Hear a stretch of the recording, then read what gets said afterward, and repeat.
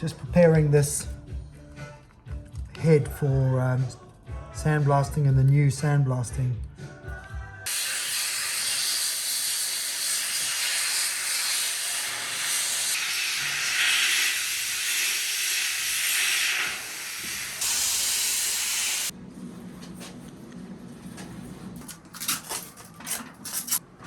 That's very nice.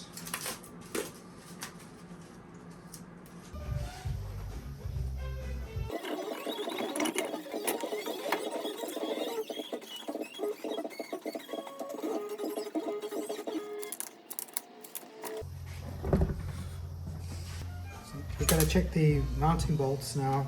I've cleaned some of the heads.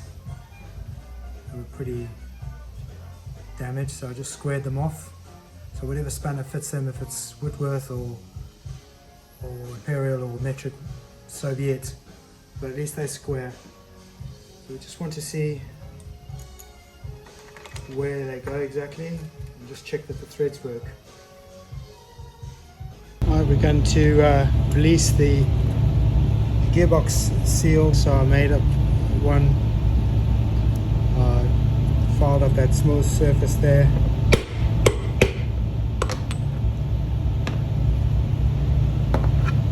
Let's get some weld seal. Oops. That's the right way in. And press it in.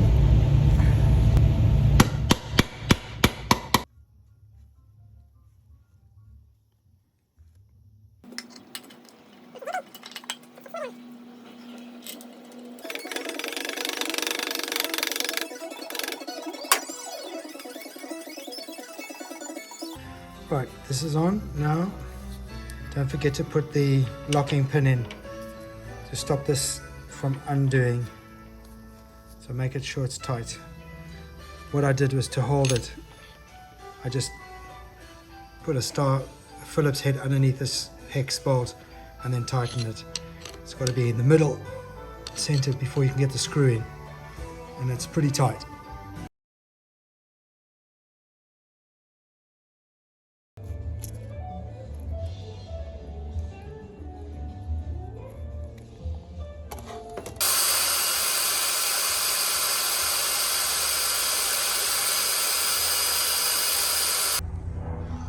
I put on the sanding bed to get that flat. Now that's probably sitting a little high, which is good.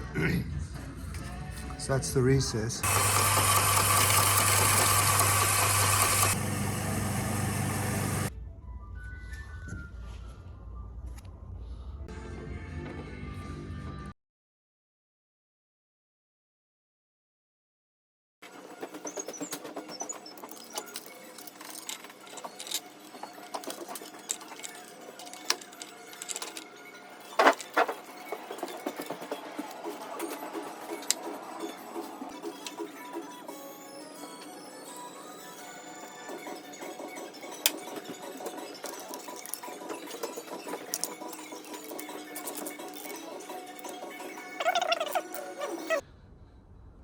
I thought I'd make a tool that held the clutch in position when I tighten that center bolt.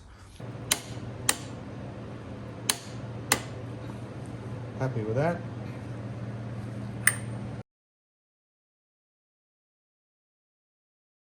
The clutch is a very simple system of plates and abrasive plates that have a lining on them. And how it works is, if you see, you get the outer teeth for the lining plate, which is connected to this outer, and then you get the inner plate with some slight little pock marks in it for grip, which go on this inner hub, which ordinarily would spin totally independently of that. So that's kind of what happens when you depress the clutch. The inner rotates and the outer sits still. When you release it, the tension goes back on from the outer spring and the clutch plate binds and it joins. That's why when you see a lot of the old classic motorcycles, when they put them on the stands and they sort of spin up, by themselves, generally as a result of ooh, no, that's not, is that right? Yeah, let's concentrate. We mustn't forget the push rod. So that goes back in there, and the plate goes on. There we are. What we want to do is kind of close that gap down so the spring tensions up against that bush. Sorry, just move the camera. That tension pushes up against that bush. So then basically what you want to do is you want as much tension on the plates as possible, because if you don't have all the tension on the plates, you're going to get slippage. So these springs are really important to keep them fresh or replace them when you do get slippage, because what happens is those plates just won't hold the torque of the engine.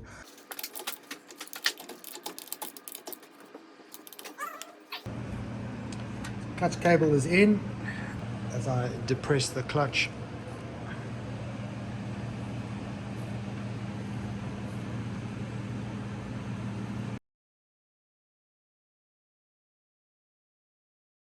Right, I'm going to change out the primary chain because as you spin this, these two, the clutch and the magneto, this chain is inconsistent.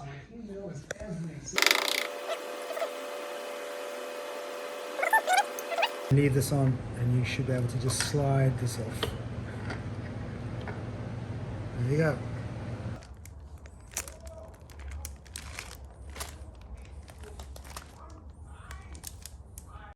I want to show you something that surprised me a little bit.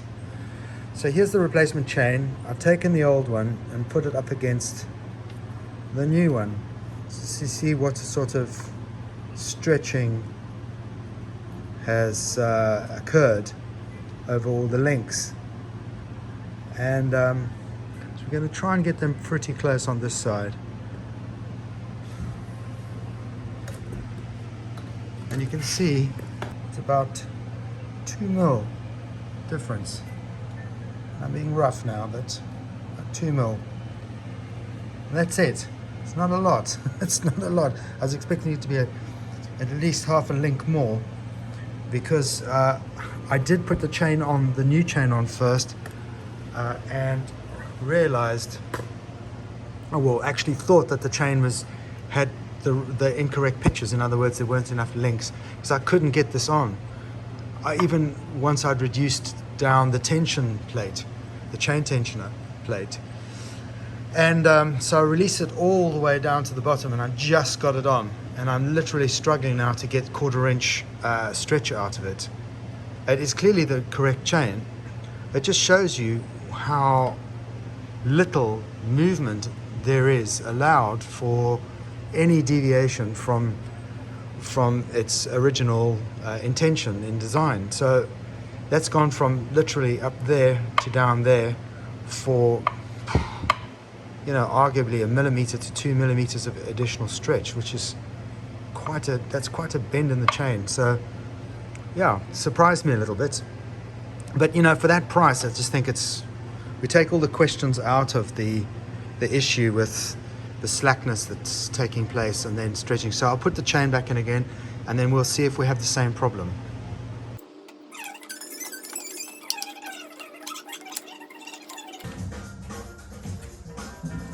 First thing I notice is how super tight this is. To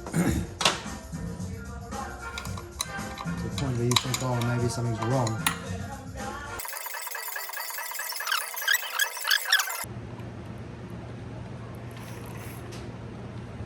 I can tell you already, what I'm not seeing is any chain slacking off.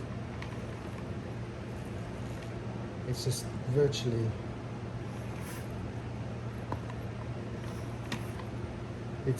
consistent. Oh, there is a bit of slack. Let me tighten it all up and then we can see exactly what's what. But yeah, it's probably about the right amount of tension anyway. But that's literally, I have nowhere to go now. There is, however, strange that in some cases there's sort of you can see it. Sometimes it catches. I'm not sure whether the chain is just there, just settling in. These are new teeth. The chain tolerances are very slight. So we'll just have to see. This feels really tight, I must say. I can't reduce that anymore. It's down. Really odd. Well, we'll have to see it. We'll have to run it for a little bit, and then see if that'll slacken off just ever so slightly. It does feel tight to me.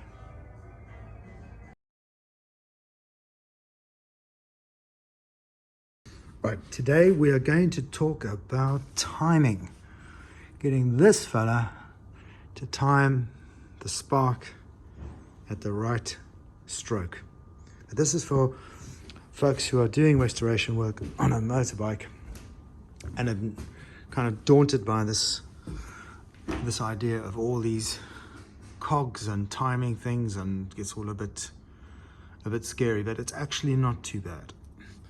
So I'll try and simplify this for you, because there are a few videos online and they get, I don't know, let's see if I can do better. What we have is the gears, the timing gears. There are 4 main gears which are important and 2 idlers, okay? These 2 here. So without these 2, all the movement in this part of the engine can't connect to that, which is the points. So that's basically how it works. So you've got the camshaft there, which is always going to turn depending on where the piston is. And then you've got the outlet valve gear, and you've got the inlet valve gear. And they've been nice enough to put markers on these, so we know exactly where they should be in relation to each other. You see there's an indent in that one, and there's an indent in that one. And then there's 2 indents in that which denote the crankshaft position, and then they've kindly put some white paint on there. I assume there'll be a dent somewhere on there, but I haven't checked. So we should be at top dead center now. Okay, where's the piston sitting up? Right, so let me show you where the stroke, what happens when you rotate the piston forward. So we go 1 stroke down, right? Hits the bottom and it comes back up. Now this would be the exhaust position, yeah? So now what will happen is the exhaust valve will open and the gases will escape. And you'll notice now that, just to make sure you're on the right top dead center for timing, this is why I'm showing you, there are 2 positions. You see that? That's all out now. Okay, so we move that piston down again and rotate it up again, and you'll see it will come back in line. So down we go and back up to roughly top dead center, which is there. Now those should be lined up, and indeed they are. Right, so that's the first part of the story.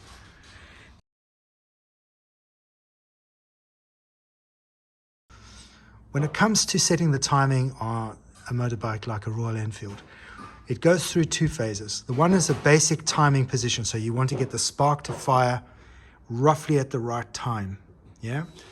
So the first thing you do is you check that this position is correct, and then we're going to set the gap on that. The second phase is then setting the spark exactly at the right time. Now, it does not want to spark when it's at top dead center, because it's already almost past its potential compression point. You want to spark it just before it hits the top, and then it gives it more power through the stroke. Okay, so we're going to deal with phase 1 first. We're figuring out some basic stuff here about whether it sparks open or whether it sparks closed. So it sparks when the point's open, and the reason is that when the points are closed, you're sending the current to the primary winding in the coil. Yeah. When the point's then open, it interrupts that, and the electromagnetic field collapses, and that sends the 10 or 20,000 volts off to the spark plug, and that gives you your spark instantaneously. So it's not when it closes, it's when it opens.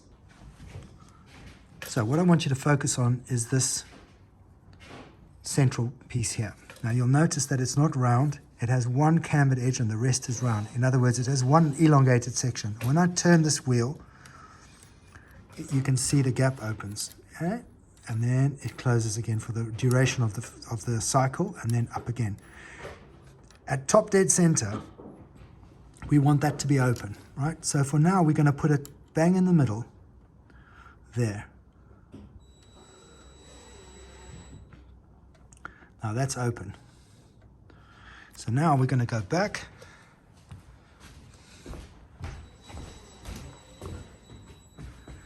To these, and we're going to lock that position in. If we can get that in.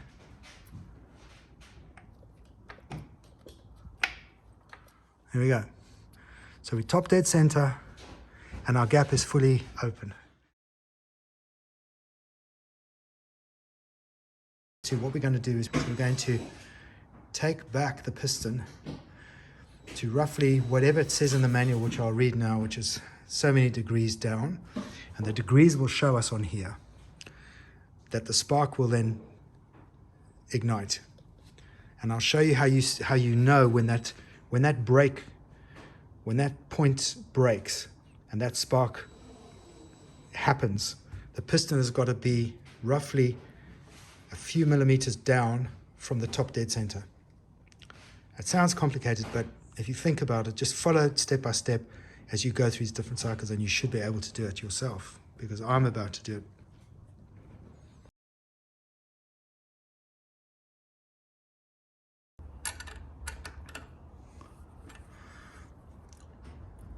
Now we're going to fine tune it. Remember, when it opens, you get a spark, not when it closes. When it opens, that is the exact point we want at 8 millimeters before top dead center. So how do we do that? Well, there's various ways. You can use a voltmeter. You can do it with a light bulb, which is kind of easier if you want. But if you've already got an amp meter, just use the amp meter. So what we do is we turn on the ignition. When that voltmeter is sitting upright, it's not drawing any current. And it's not drawing any current because you've broken the gap. You can see I'm rotating it now. It's loose. And it's going to make, you see, gap closes. And there's now charging up the condenser. And then the point's open and you get a spark right there. Okay. So let me lock it down, because I think that's gonna sort it.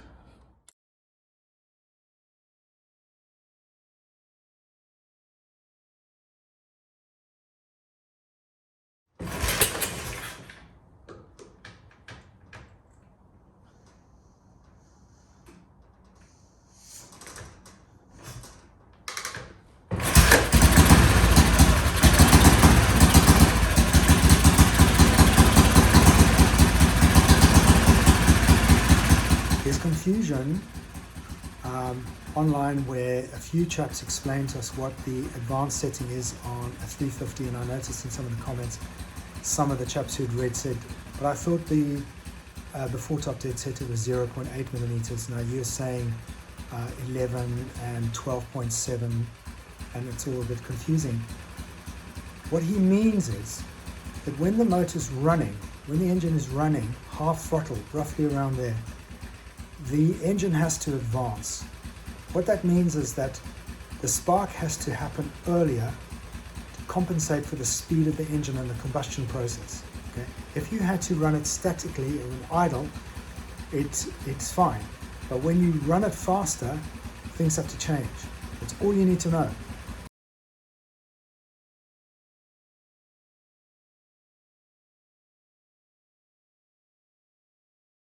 So I have a strobe, right?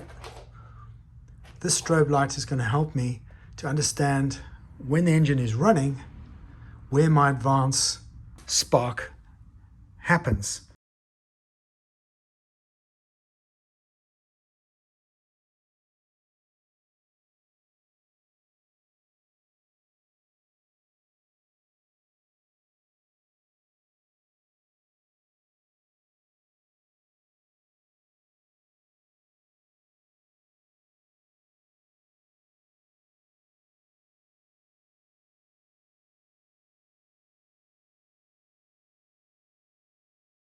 So you're going to, obviously I've got 0.8 degrees on here. Now what I've done is you can see there's two fine little hair marks there. You can see them. Okay. Those are my measurements. The bottom one is top dead center, and then one above is roughly 0.8. Roughly 0.8.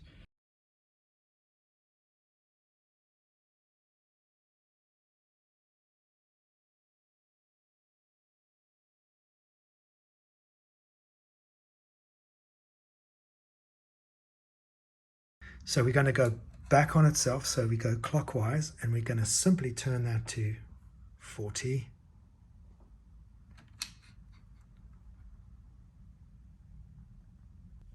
Sorry, moving with the camera.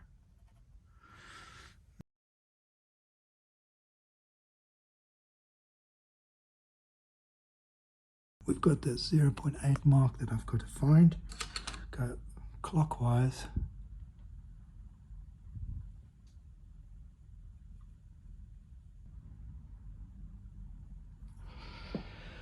It's roughly 10 or 11 degrees.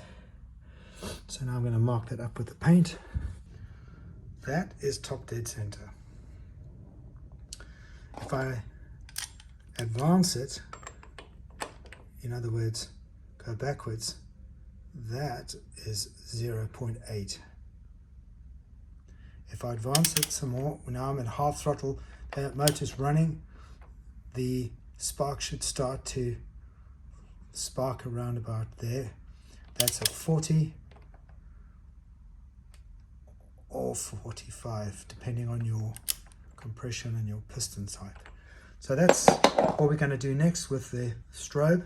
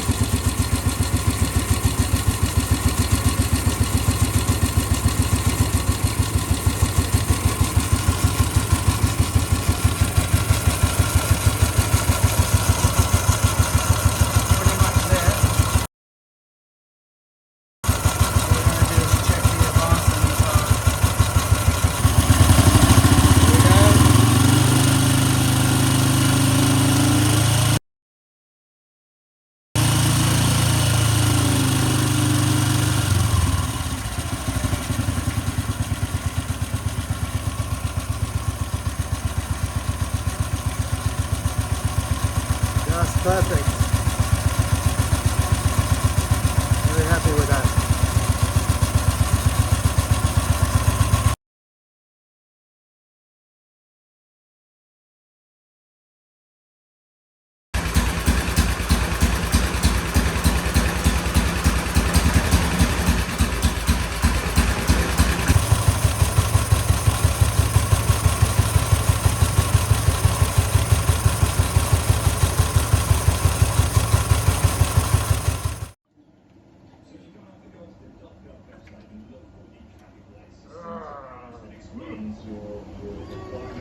Come on.